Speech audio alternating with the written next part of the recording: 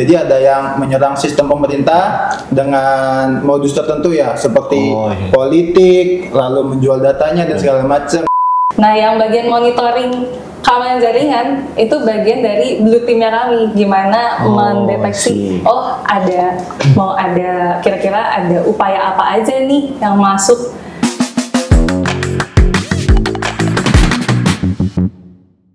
Tapi kalau dari Mbak Dila sendiri, kalau melihat perkembangan industri di keamanan siber di Indonesia sekarang ini gimana sih menurut Mbak Dila? Industri keamanan siber ini sangat berkembang sih, apalagi kalau misalkan kayak kita lihat ya, ini udah banyak banget event-event yang menggelar exhibition atau pameran teknologi keamanan siber kan. Mana kan kalau misalkan kayak teman-teman belajar ada 7 OC layer gitu ya. Nah, itu udah bisa dibilang setiap layarnya nih, setiap layarnya udah ada kayak perangkat keamanan ini nanti di perusahaan mana bikin apa, perusahaan bikin mana gitu. Jadi kayak sangat berkembang sih gitu. Seiring dengan si isu serangan yang juga makin berkembang kan gitu. Tentunya perlu juga edukasi keamanan siber ya ke masyarakat. Betul. Kalau dari Bang Oka sendiri gimana? Yang menurut Abang nih, apa sih hal-hal yang sekarang tuh sedang marak-maraknya berkembang di dunia siber di Indonesia gitu? Sebelumnya mungkin bisa dilihat ya dari zamannya COVID ya. Jadi COVID itu seperti benar-benar merubah hidup ya. Dari semuanya konvensional, sekarang semuanya sudah ke ranah digital seperti itu. Soalnya kan dulu rapat harus datang, serba tidak efektif sejak COVID. Sekarang semuanya bisa dilakukan secara daring seperti itu. Nah, dari sana juga muncul selain muncul keunggulan baru, muncul juga kerawanan baru seperti itu. Kayak misalkan contohnya yang dilakukan di BSRE. Sekarang dulu tuh ketika melakukan tanda tangan tuh harus datang orangnya tanda tangan langsung. Sekarang dengan teknologi sertifikat elektronik yang salah satunya itu ada tanda tangan elektronik, itu tanda tangan elektronik bisa dilakukan kapan saja, di mana saja, 0 rupiah, nggak pakai pohon, nggak pakai tinta, udah selain itu. Kalau tanda tangan kan sebenarnya memang sudah dilindungi hukum ya, tapi kan keasliannya tuh hanya dari coretannya saja kan. Yang validasi tuh ada mekanisme validasinya, tapi kan hanya dari coretannya saja. Nah, kalau tanda tangan elektronik itu ada pihak ketiga terpercaya yang menjamin keaslian dokumennya. Kayak gitu. Jadi kalau di pemerintah tuh ada balai besar sertifikasi elektronik. Nah, kalau di swasta tuh banyak lah ya yang pip. Ya kayak gitu. Daripada editornya capek kan langsung saya sensor kayak gitu. Jadi memang kalau untuk di potensi atau peluang itu sangat banyak ya, banyak aspek yang bisa dilihat. Salah satunya mungkin tanda tangan elektronik, lalu white hack, lalu bisa juga di bagian monitoringnya, bagian blue team-nya kayak gitu sih. Jadi kalau teman-teman siber tuh bingung sandinya tuh implementasinya di mana sih? Lihatnya di tanda tangan elektronik. Betul, sandinya tuh salah satu teknologi kriptografi yang digunakan di infrastruktur kunci publik. Tapi terima kasih banyak loh Bang dengan adanya tanda tangan elektronik ya. Yang dulu harus jalan kaki kan, tuk, minta tanda tangan pimpinan. Revisi lagi kan, dapetin lagi kan. Jadi semua tuh serba ringkas ya. Cepat. Belum lagi kalau salah diomelin kan, ini nggak ketemu, nggak diomelin langsung. Jadi lebih mudah gitu, lebih aman lebih aman. Kalau kami bilangnya tuh aman bikin nyaman. Tapi sejauh ini instansi mana aja sih Bang yang memanfaatkan layanan dari BSSN ini yang kalau BSSN dalam hal ini BSRE ya, yang memanfaatkan tanda tangan elektronik itu sebenarnya sudah hampir semua instansi pusat, daerah, kementerian, lembaga, instansi non struktural, DPR, DPRD sebenarnya sudah pakai semua ya. Memang cuma ada beberapa instansi atau pemerintah daerah hasil pemekaran sih yang masih proses Kan kemarin itu sempat ada mekar sampai 38 provinsi ya, sekitar banyak. 30 sekian provinsi baru itu memang lagi proses. Cuma sekarang memang sudah masif seluruh instansi pemerintah baik daerah maupun pusat sudah menggunakan layanan sertifikasi elektronik kayak gitu. Sudah masif. Jadi masyarakat pun juga sudah lebih enak dalam menggunakan layanan dari pemerintahan. Semuanya serba cepat, semuanya sudah online, banyak portal digital, SSO, semuanya udah enak banget lah kayak gitu. Kita apresiasi dulu hasil kerja dari Bang Okta. Hasil kerja dari Balai sertifikasi elektronik. Abang ini keren banget nih. Kayak game apa sih? PUBG Mobile tuh ada survival mode-nya. Itu kan bertahan sampai akhir ya. Dan ada perjalanan panjang yang harus dilewati gitu. Nah mungkin kalau dari Abang Mbak selama dari kuliah sampai sekarang kerja, selama perjalanan itu ada nggak momen-momen yang mungkin bikin down itu atau apalah gitu? Pengen nyerah gitu. Nah, dari saya ya. Kalau dari saya itu mungkin sharing sedikit. Saya itu dibesarkan di keluarga, ayah saya polisi, ibu saya ibu rumah tangga ya. Polisinya pun pangkatnya dari yang paling bawah gitu, jadi cukup serdadu ya ayah saya ya, jadi bapak saya. Jadi kalau dibilang pengalaman yang bikin down tuh di keluarga saya nggak kenal, maksudnya bukannya tangguh atau gimana ya, jadi kayak nggak dikenalin ngeluh atau nggak dikenalin capek gitu. Jadi kadang memang afirmasi kalau lagi capek, kalau lagi downnya tuh nggak diajarin dan jarang merasa ya. Tapi mungkin kalau di kampus tuh kan memang banyak drama lika-liku ya, kayak mungkin kuliah susah, lalu hubungan antara teman angkatan dan senior, lalu dengan ya kehidupan berasrama pada umumnya kita 4 tahun dia selamain ya, walaupun Sabtu Minggu bisa keluar ya, tapi kan 4 tahun orangnya dia lagi jadi memang sebenarnya banyak apa ya, beda argumen ya, dan itu memang nggak bikin sampai down ya sebenarnya. Mungkin ada satu momen tuh yang cukup struggling, berjuang itu ketika pengerjaan tugas akhir kayak gitu ya. Itu tugas akhir tuh saya tuh di jurusan manajemen persandian tuh biasanya erat dengan stakeholder dalam pengerjaan tugas akhirnya. Nah, dalam awal-awal tuh memang di kampus kedinasan tuh keluar kampus cukup mahal ya, kayak wah ini Ika bisa nitip gitu sibuknya kan gitu kan ramenya gitu. Awal-awal tuh kayak wih saya MP nih mau Ika nih, ada yang mau nitip nggak awal-awal tuh sebulan pertama sebulan kedua, bulan ketiga, bulan keempat tuh kayak capek banget nih Ika harus ke stakeholder. Pada saat itu pun penelitian saya tuh referensi penelitian sebelumnya tuh kurang kuat, jadi saya diarahkan untuk meminta expert judgment. Jadi jadi orang yang ahli di suatu bidang itu memvalidasi penelitian saya. Nah, itu kan cukup susah tuh buat dapat konfirmasi dari beliau. Beliau waktu itu udah S3, udah profesor, jadi mengajar di ITB juga. Sempat saya izin pamong, izin bang saya mau ketemu dosen ini gitu, tapi keadaannya masih di Bandung, saya bingung bang harus gimana. Pamongnya pun waktu itu alhamdulillah sangat support ya, tapi supportnya tuh bilang ya udah ke Bandung aja, abis itu jalan, nanti Isa kan juga pulang sampai gitu. Jadi saya wah ini nggak struggling ya, tapi itu cukup, wah ini ke Bandung bolak-balik, waktu itu musim hujan, waktu itu juga sempat ke ahli itu berangkat sore, pulang tuh lewat jam 1, jam 2 lewat jalanan Ciseeng yang setengah hutan waktu itu. Jadi angkot aja di atas jam 8 udah nggak berani lewat gitu. Saya lewat naik motor jam 1, jam 2, jadi itu cukup berkesan ya, tapi nggak sampai down sih, lebih ke ya ini lucu banget dulu ngerjain TA sampai kayak gini gitu. Tapi kan kita dibiayain negara ya, moral juga kan kita harus tuntaskan nih sampai akhir, udah di tahun-tahun terakhir, mau nggak mau harus kita maksimalkan. Paling itu sih kalau pengalaman yang bukan down ya, effort lah, banget lah waktu itu, struggle banget. Oh ya, buat teman-teman yang nggak tahu apa itu IKA itu artinya izin keluar.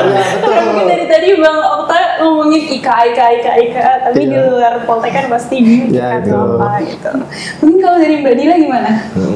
kayak kurang lebih sih sama aku sih sebenarnya. Kalau dibilang sampai down, nggak juga. Alhamdulillah tipenya juga, maksudnya dari awal udah beradaptasi. Kalau memang harus melewati hal-hal rintang, merayap, lompat gitu ya harus lewati aja gitu. Cuma mungkin ada di masa dimana kayak pas baru masuk kan, mungkin masih adaptasi. Jadi kayak kalau misalkan dari segi akademik gitu-gitu aja ya udah, nggak gitu-gitu aja sih, agak turun dikit gitu ya udah gitu. Tapi kayak udah makin naik tahun kedua, tahun ketiga, kayaknya hidup makin gue ini membaik, tapi kenapa akademiknya juga begitu-gitu aja ya gitu sih. Lebih kayak kerenungan aja sih. Apa emang diriku tuh mampunya segitu doang ya sebenarnya, kayak gitu. Paling cuma ada sampai di tahap itu, tapi kayak balik lagi kan yang namanya kita sekolah mungkin pasti pelajaran ini sangat luas ya. Jadi kayak ya udah, dari saya lebih ke mungkin memang aku tuh punya, bisa dibilang cukup bakatnya di sini, kurang berbakatnya di tempat lain. Ya udah, jadi kayak lebih ke jangan jadi kecewa terhadap diri sendiri, tapi justru coba kenali, kamu ternyata punya potensinya di sini dan yang di situ kurang. Ya udah, belajarnya lebih tajam di situ gitu kan. Kayak gitu.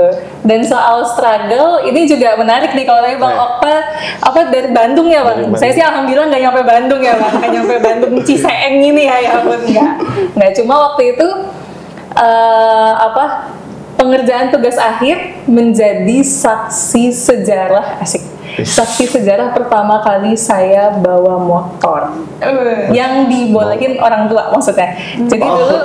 Jadi dulu emang pernah kayak belajar motor dikit-dikit nih pas zaman SMA, tapi kayak cuma ya di komplek-komplek gitu doang kan gitu. Jalan-jalan besar gitu ya. Terus motor-motor yang depannya B itu kan gitu kan, cuma gasnya aja kan, metik kan ya.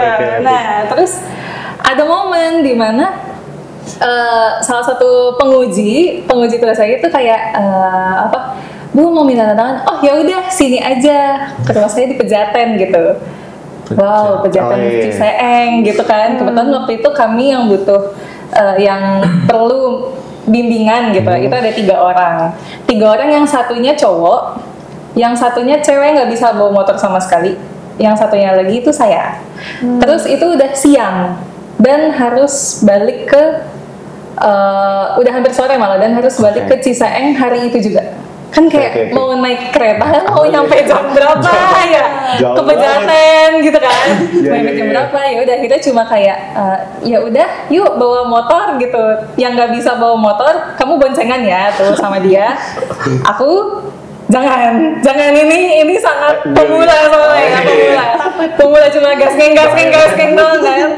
Udah lah tuh, mana waktu pas di jalan itu motor mati berapa kali dan nggak bisa nge-start terulang. Akhirnya terakhir ketahuan kenapa nggak bisa nge-start terulang kan. Jadi temen ngecek, coba kamu itu standarnya udah naikin belum? Iya. Ternyata gimana mau nge-start? Ya lumayan pelajaran pertama kan. Kalau nge-start dinaikin standarnya gitu kan. Ya udah, itu jadi pengalaman pertama bawa motor jauh ya. Ciseeng Pejaten gara-gara TA, tugas akhir kan. Nah, ya udah setelah dari situ beranilah kemana ke tender gitu kan.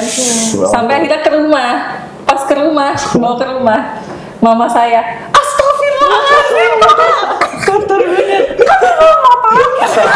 Kenapa kamu bisa bawa motor kayak gitu deh pokoknya.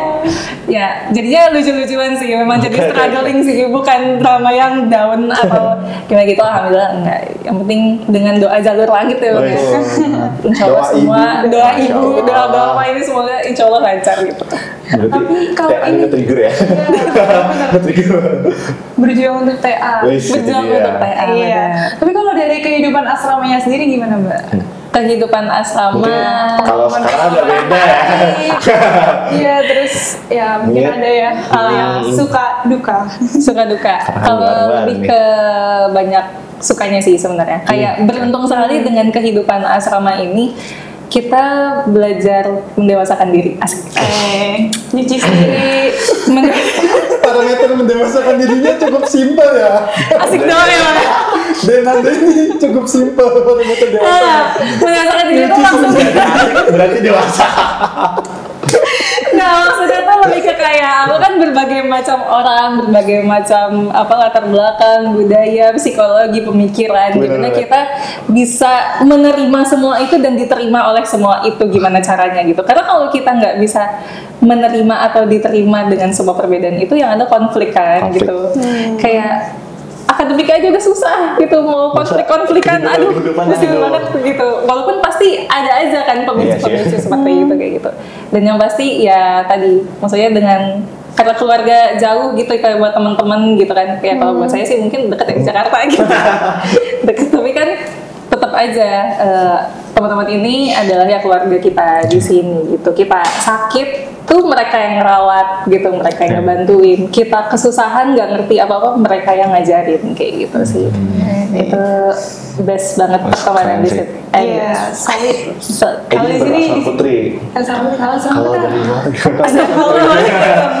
Hal menarik ya, hal menarik tuh selama Putra mungkin lebih ke hal senangnya aja kali ya, hal yang senang di sini ya, selama saya pendidikan tuh. Dan bersyukur masuk ke Poltek SSN tuh, kalau katanya kan kedinasan tuh serem ya, orang tuh ada inilah itulah segala macam ya gitu. Tapi saya kalau di Poltek tuh benar-benar, mungkin nih Mbak Dila ini ada fokus akademiknya ya kan, dari tadi bilang akademik saya kok gini-gini aja. Tapi jujur saya itu dulu pas kuliah kayak mikir akademiknya itu pas tingkat 4 doang gitu. Kayak 3 1 sampai 3 yang penting saya happy, nggak remet kayak gitu. Ini nggak bagus ditiru ya, tapi kan cara survive orang beda-beda ya. Saya kan mungkin nggak sedominan itu di akademik, tapi cukup bisa mengikuti. Nah, di Poltek ini tuh benar-benar terfasilitasi gitu, kayak misalkan saya suka main bola. Nah, di Poltek ini suka ada kegiatan POM, suka ada sparring antar kampus lain, PTK lain, itu ada di sini. Lalu saya suka ikut-ikut kegiatan. Pas saya tingkat 2 tuh di Poltek bikin konser FSN, ya, betul. Festival Seni Nusantara. Kita bikin semacam olimpiade di bidang seni. Di akhir hari itu kita mengadakan konser. Waktu itu ngundang gestarnya Killing Me Inside, kayak gitu loh. Itu kan band yang cukup, yang nggak terkenal itu sih. Waktu itu vokalisnya masih Onat kayak gitu kan. Sekarang kan Onat lagi naik ya. Jadi itu dulu juga sempat memfasilitasi keinginan saya kayak bikin acara, nonton konser. Di sini terfasilitasi kegiatan akademis. Lalu kan di Poltek SSN tuh ikut dalam FOKRI ya, forum organisasi pokoknya kedinasan Islam segala macam lah. Dan begitu pula di agama lain itu juga ada forumnya seperti itu. Di FOKRI pun kita juga pernah jadi tuan rumah. Di situ juga terfasilitasi keinginan dalam, maksudnya ya sharing ibadah, bukan sharing ibadah ya. Kalau kita bersama-sama dalam kebaikan kan nuansanya kan ada ya kayak gitu. Jadi di sini pun terfasilitasi dalam hal beribadahnya. Jadi emang kayaknya nggak melebih-lebihkan sih. Cuma kalau dalam standar saya di sini tuh cukup menyenangkan, cukup asik karena semua keinginan saya terfasilitasi. Saya lulus juga sesuai ekspektasi. Jadinya ya alhamdulillahnya oke banget lah gitu. Waktu itu sih yang saya rasakan. Ngobrolin tentang kegiatan, kalau dari Mbak Dila sendiri apa yang disukai dari kegiatan atau mungkin organisasi yang ada di sini gitu? Organisasi, saya si paling anak seni ya. Dari baru masuk kayak si paling anak seni ya. Kayak belum masuk organisasi apa-apa nih, tiba-tiba pas setengah jam sebelum makan malam, dia jangan lupa ngisi Friday Fresh kalau dulu istilahnya. Jadi pas makan malam hari Jumat, nah ada yang ngisi live music, Friday Fresh. Masih ada ya, iya, gitu loh. Itu ya sama partner saya ada kan gitaris itu Elisa Bahara. Nah itu biasanya sekitar ya setengah jam sebelum mulai makan gitu kan. Dimana kita aja harusnya datang 15 menit sebelum kegiatan kan. Ya udah gitu. Terus waktu pas naik ke tingkat 2 ya jadi staff, kalau sekarang namanya biro seni ya. Iya, biro seni. Terus pas naik tingkat 3 divisi seni lagi. Terjauh ya sama sekarang. Iya, terus pas tingkat 4 vakum sih, menjadi warga net biasa ya. Warga sipil. Ya udah makanya lulus kerja ya udah nyemplung lagi ke BSSN Muda. Kalau mau tanya gimana? Kan kayaknya paling lebih kegiatan banget nih. Iya nih. Nah justru ini yang agak unik ya, saya tuh dari SMA tuh nggak pernah ikut kegiatan OSIS. klub pun formalitas greenhouse. Coba klub greenhouse ngapain? Menanam segala macam. Kayaknya kelihatan orang suka menanam banget kan, kayak gitu kan. Jadi emang SMA tuh saya tuh cukup tidak ikut kegiatan karena memang dari rumah ke SMA tuh setengah jam sejam ya pulang pergi. Jadi males kan kegiatan kan. Nah masuk ke sini tuh saya ikut kegiatannya itu di organisasi namanya DPM, Dewan Perwakilan Mahasiswa dulu. Sekarang di Mustar ya. Nah, dulu dari tingkat 2 saya DPM, tingkat 3 DPM, tingkat 4 dapat amanah jadi ketua DPM-nya. Nah dulu kan saya tuh merasa tuh cukup prestis ya karena dulu tuh senat atau organisasi mahasiswa tuh dipimpin oleh 3 ketua kan, MPM, senat sama DPM. Padahal latar belakang saya tuh dulu nggak pernah ikut organisasi sama sekali gitu. Jadi yang masuk sini bisa sampai ke tahap itu. Padahal teman-teman saya tuh ada yang ketua OSIS SMA mana, wakil ketua OSIS, ketua forum, ketua ini, ketua itu gitu. Jadi maksudnya nggak, ya tetap bisa aja gitu loh kalau kita mau kan, kita nemu jalurnya, kita mau. Jadi kalau misalkan kan teman-teman pas teman-teman yang nonton ya sobat SSN ya, ya sobat SSN tuh kalau SMA-nya udah warga biasa gitu loh, terus pas kuliah ya coba aja gitu loh, nggak ada penutupan kemungkinan untuk menjadi hal baru gitu loh. Dan itu bunyinya saya cukup, dan itu menurut saya cukup membanggakan buat saya ya. Mungkin yang lain biasa aja lah ketua DPM gitu, tapi kan ada gimana kita menilai apa yang telah kita capai sendiri kan, dan itu merupakan pencapaian yang cukup buat saya, itu cukup prestis buat saya. Nggak pernah ngapain masuk sini, ngapainnya banyak gitu ya. Jadi bisa mengatur kegiatan senat seperti itu, kayak gitu sih. Pemegang jabatan tertinggi lah. Iya, salah satu dari 3. Nah, jadi sobat SSN nggak perlu takut kalau misalkan nanti daftar gitu ke sini gitu kan, terus kayak boring, asrama nggak keluar, nggak mungkin. Akan banyak yang diurusi. Yang pertama kehidupan pribadi, ya kan, cuci jemput apa segala macam itu nggak pasti dong gitu kan. Kedua kehidupan bersosial gitu kan, drama-drama sosialnya itu kan banyak, akademiknya, terus hiburannya, mau dari sisi seninya, olahraganya ya bang ya, mulai apa segala macam, organisasi, dan organisasi juga nggak cuma di dalam aja kan, yang keluar juga ya bang, partisipasi lomba keluar juga kan, kayak gitu. Jadi akan seru banget, macam-macam. Paket komplit buat self improvement. Betul banget itu. Bagus itu jadi hashtag ya nanti ya. Self improvement. Bandnya gitu. Oke, dari semua pengalamannya apa yang paling dikangenin dari Poltek ini ya? Kalau dulu SSN. Apa bang kalau saya tuh dulu tuh suka banget main bola sambil hujan-hujanan. Waktu makin nggak masuk angin itu kalau saya sekarang main bola hujan-hujanan pasti masuk angin. Tapi kan dulu rajin lari pagi, rajin olahraga, bugar, terus kan mahasiswanya dulu masih dikit, jadi mainnya pasti campur senior semua yang ada di sana kan. Jadi itu momen, maafin ya, momen kita dorong senior, momen kita sliding senior, ya itu saat main bola kayak gitu. Apalagi kalau hujan-hujanan kan badannya segar, mainnya jadi lebih enak. Tapi bukannya hujan deras ya, hujan yang santai aja kayak gitu. Cuma memang pas saya jadi pamong nih gantian nih, wah ternyata nih kalau Taruna hujan-hujanan deg-degan juga nih kita pamongnya nih, kalau ada sakit kan besoknya nggak bisa kuliah kan deg-degan juga kayak gitu. Jadi memang iya betul, jadi momen yang paling nggak bisa dilupain buat saya tuh ya gitu, main bola sama senior, kita bebas main di sana sambil hujan-hujanan. Memang harus hujan-hujanan memang paling menambah dramatisir gitu ya, dramatisir jadi nggak capek-capek. Kalau sliding slosotannya jauh kayak gitu kalau saya. Selama hujan masih air masih bisa diterjang. Yang menentukan kita cuma azan maghrib dan tiket jaga. Dan tiket jaga, mudah-mudahan itu kita harus sudah. Kalau belum ada yang lanjut terus sampai azan. Oke, kalau dari Mbak Dila gimana? Kalau saya tadi kan Bang Ota sempat nyebut juga ada dulu pernah ada kegiatan Festival Seni Nusantara ya Bang. Jadi itu dari STSN, Senat STSN menyelenggarakan Festival Seni Nusantara ini yang mengundang waktu itu ada 6 kedinasan lainnya, totalnya 6 gitu.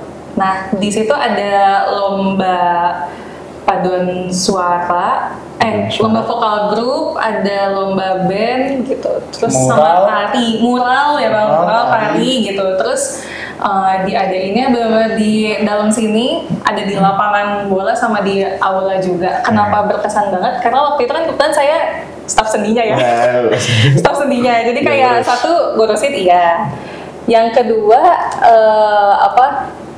jadi ini nggak tahu sih ini pelanggaran atau enggak ya. Jadi peserta lombanya juga gimana coba? Ngurus sambil ikut lombanya. Iya, panitia. Waktu itu seksi acara juga sama teman-teman yang lain yang ngebikin openingnya gitu kan, bikinin dance openingnya tuh sama teman-teman yang lain. Terus jadi peserta lombanya juga, lomba band waktu itu. Jadi kayak ya udah campur aduk aja sih, seru banget sih. Juara juga kayaknya waktu itu ya. Tuh, Asik. dua atau tiga gitu ya. Bukan satu kayaknya emang. Maaf bang, juara satu. Iya, Juara juga gitu. Ups, pars. Tapi itu nggak pakai orang dalam ya? Enggak, maksudnya dari luar. Iya, itu dari luar ya jadi ya, jadi dari luar kayak gitu. Jadi itu seru banget sih gitu. Udah terasosiasi Mbak dengan postingan-postingan IG-nya Mbak Dila. Sekali lagi promosi. Dan kita ada ngobrol ini, mungkin dari Mbak Dila atau Bang Okta sendiri, apa sih saran yang bisa dikasih buat mahasiswa Poltek SSN agar lebih siap bersaing di dunia kerja gitu? Secara general dari mungkin saya dulu ya. Mahasiswa Poltek SSN gimana caranya bersaing di dunia kerja ya. Sebenarnya kurikulum yang sekarang itu sudah lebih mantap ya, istilahnya sudah lebih bisa digunakan atau align dengan pekerjaan-pekerjaan yang ada di dunia kerja seperti itu. Kalau kayak saya kan kami dulu lebih berfokusnya ke statistik, matematika, persandian seperti itu. Kalau sekarang kan sudah ke keamanan cyber dan sebagainya. Seperti itu, jadi sudah sangat merujuk ke di dunia pekerjaan nantinya. Dan ya saat saya jadi pengasuh pun adik-adik sudah cukup keren ya, maksudnya ikut lomba, mengimprovisasi dirinya tuh sudah cukup bagus gitu, ikut lomba, ikut kegiatan di luar, aktualisasi dirinya juga sudah bagus, itu bisa dipertahankan. Bahkan bingung sih saya mau nyaranin ditingkatkan, udah juara terus gitu kan, saking hebatnya. Jadi memang dipertahankan, diajak juga teman yang lain seperti itu. Memang harus bisa menemukan potensi diri. Caranya gimana itu harus banyak nyoba. Kan orang bilang lumayan enak, udah dapat passionnya, lumayan enak, senang ini gitu. Nah, terus gue gimana nggak punya passionnya, balik lagi udah ketemu belum, terus cara nemunya gimana ya, dicoba semua gitu loh. Gimana cara kita nemu hal yang kita suka kalau kita nggak nyoba gitu loh, apa parameternya. Pun pakai penelitian yang sidik jari, psikotes segala macam, kalau dijalanin nggak cocok kan sama aja gitu. Jadi memang harus banyak explore, lalu ketika sudah explore didalami, lalu cari spesialisasi diri. Balik lagi tadi, harus sekarang tuh zamannya spesialis dulu baru jadi generalis. Maksudnya udah bentuknya tuh kurvanya tuh T gitu. Jadi kita dalam ke bawah dulu, kalau dalam ke bawahnya sudah kita baru merujuk ke samping. Kurva kompetensinya tuh sekarang trennya lagi yang kayak gitu. Oke, kalau dari Mbak Dila sendiri gimana Mbak? Sebenarnya udah disampaikan semua juga sama apa ya. Cuma mungkin kayak tambahan sarannya kayak perkuat rendah hati dan percaya diri. Asik. Soalnya gini, secara kompetensi udah punya ya bang ya. Secara pengalaman juga teman-teman juga udah lebih banyak berkontribusi keluar juga gitu kan sekarang kan gitu. Terus kalau untuk soft skill asik itu juga udah banyak didapatkan selama perkuliahan lah ya, selama di sekolah ini gitu. Cuma paling ya dengan semua kemampuan itu ya tetap rendah hati aja, tapi percaya diri, karena juga sering kali kayaknya ngerasa mungkin karena notabene PNS gitu kan atau ASN, jadi kayaknya ketika mau bersaing keluar tuh kadang taringnya nggak keluar gitu, padahal bekalnya tuh udah punya loh gitu. Jadi kayak ya ada dua hal itu sih yang mungkin kayaknya bertolak belakang, tapi bisa kok dua-duanya dilaksanakan sejalan gitu. Sama satu lagi mungkin banyak bersyukur ya. Kalau di kampus tuh parameter kita hidup tuh jelas gitu loh, nilai bagus, kegiatan aktif segala macam kan. Nah kalau di kantor tuh kita udah berusaha bagus segala macam, tapi ternyata karirnya orang kan beda-beda, banyak hal-hal yang wah dia kayak gini, wah dia kayak gini, dia kayak gini gitu. Nah kalau teman-teman cuma banyak bersabar, capek gitu kan, disuruh sabar, jadi sabar gitu. Nah kalau banyak bersyukur kan kita, alhamdulillah nih sekarang dapetnya segini gitu. Jadi ya udah banyak bersyukur dari sekarang, banyak bersyukur karena nanti di dunia kerja tuh banyak gebrakan-gebrakan, banyak hal-hal di luar di luar ekspektasi kita itu.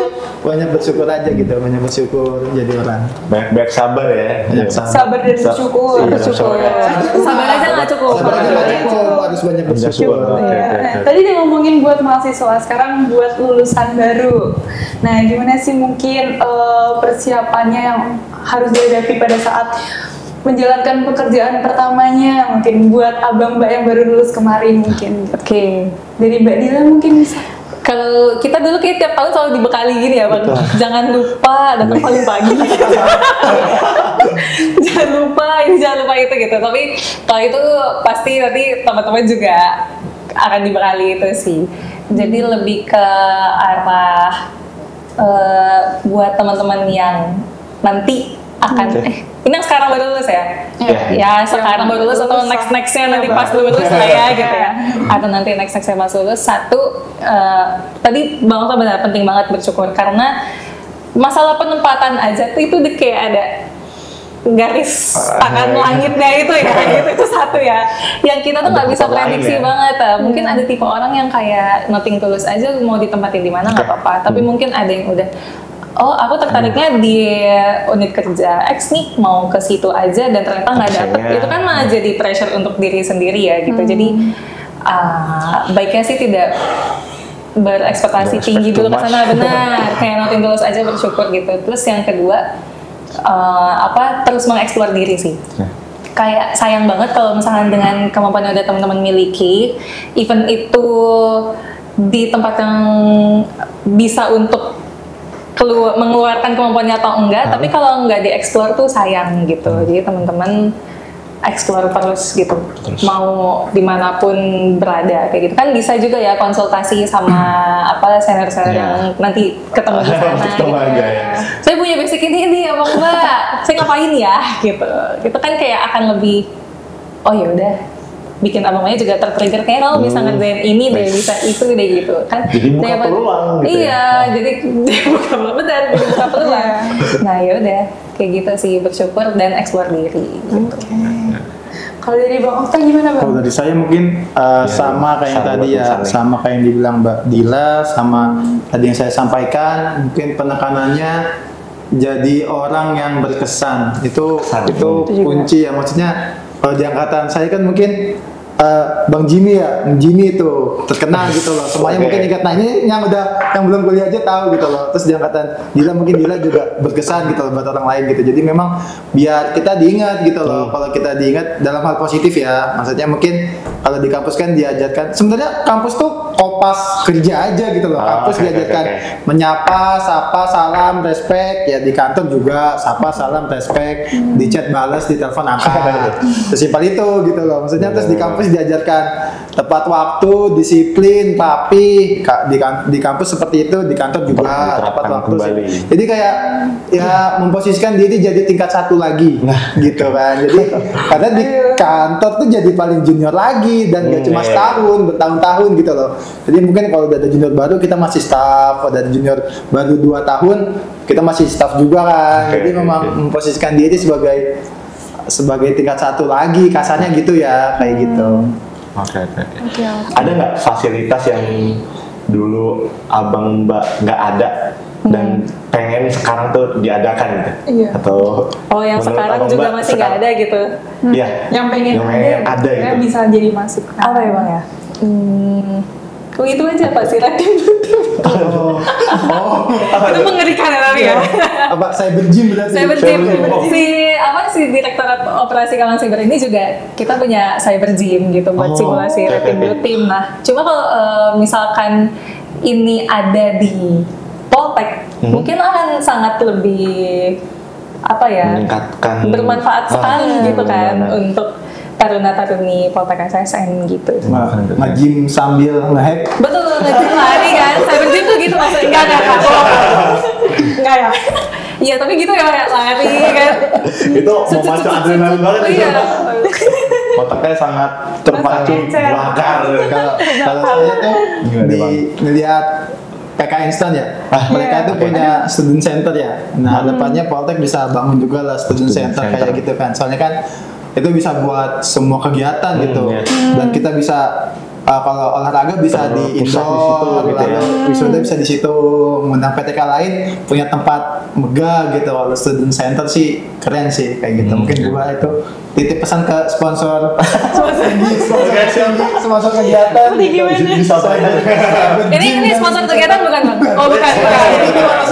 Bukan.